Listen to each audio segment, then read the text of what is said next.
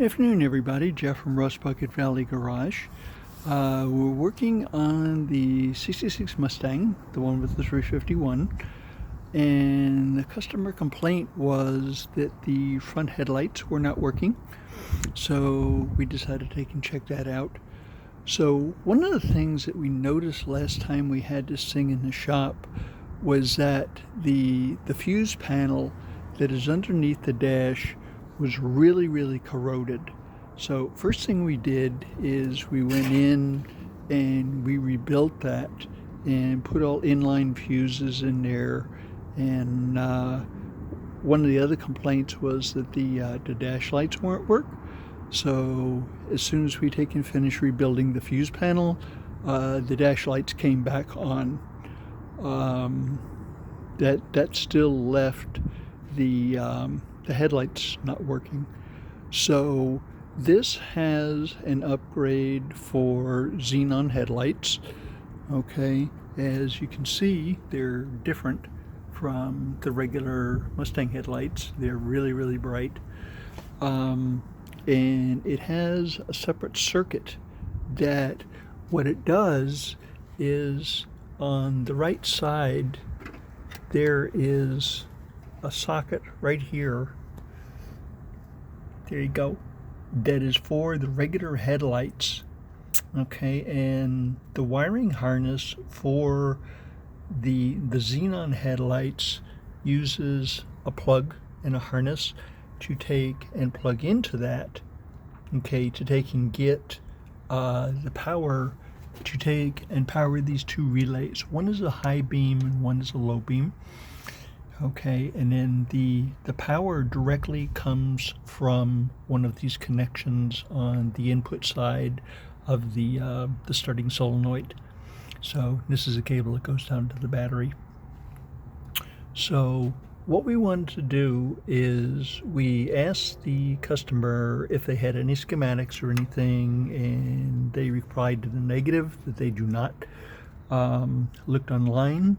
There are no schematics available, so they would basically come with the installation kit, but they've been long lost. So this installation has probably been in here for about a year and a half, I guess. So first thing we wanted to do is make sure that the bulbs were good. So we took and pulled one of the xenon lights out, and we took it on our bench. We checked it out, and everything was good there. The next thing we did is we checked the two relays. We took them on our bench and checked them out and made sure that when they were pulled in, because these are normally open when there's no power applied to them, and when you put power on them it closes the circuit. So we put power on them and closed the circuit, and we wanted to take and find out how much resistance there was across there, and we found out, and it was some very low amount. So next thing we looked at is how does the headlights get the power. Okay, this is a positive battery cable.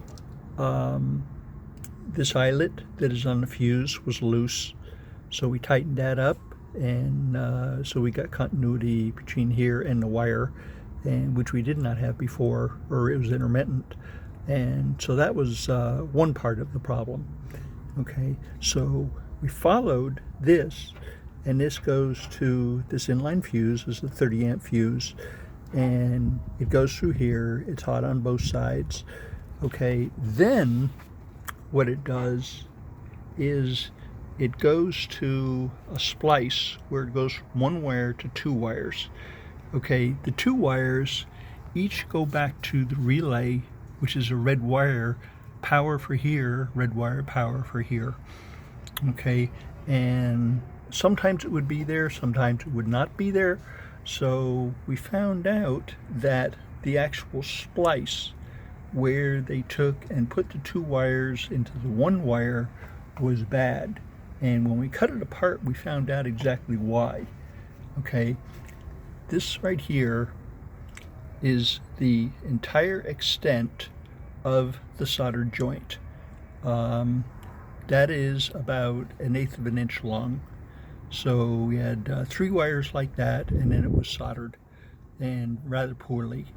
So in using some very basic tools, okay, which is our current or voltage indicator, we just go ahead and we hook this on to either plus or minus, depending on what we're looking for, and then we go ahead and we poke the wire, or we poke the terminal, and this will go ahead and have a light up inside the body here.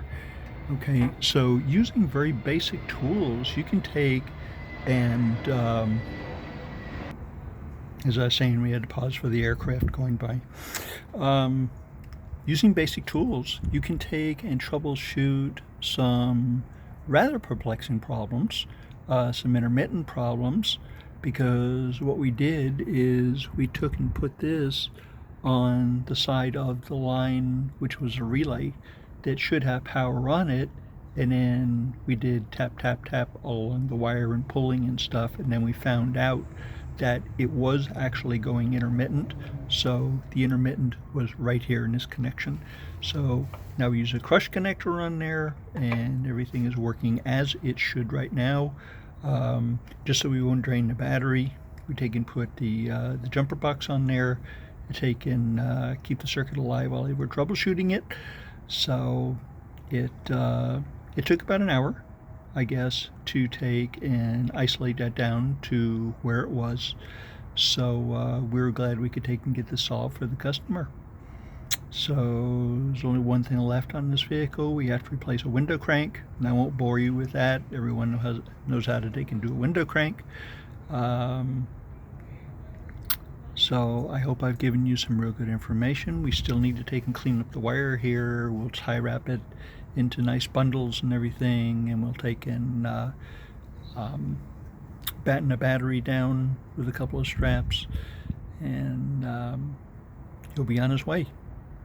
Anyway, I hope you have a great rest of your afternoon. Hope I've given you some good information. Please take and notify, and you will be the first one to know when we do something different. Okay, hope you have a nice rest of your day. Bye.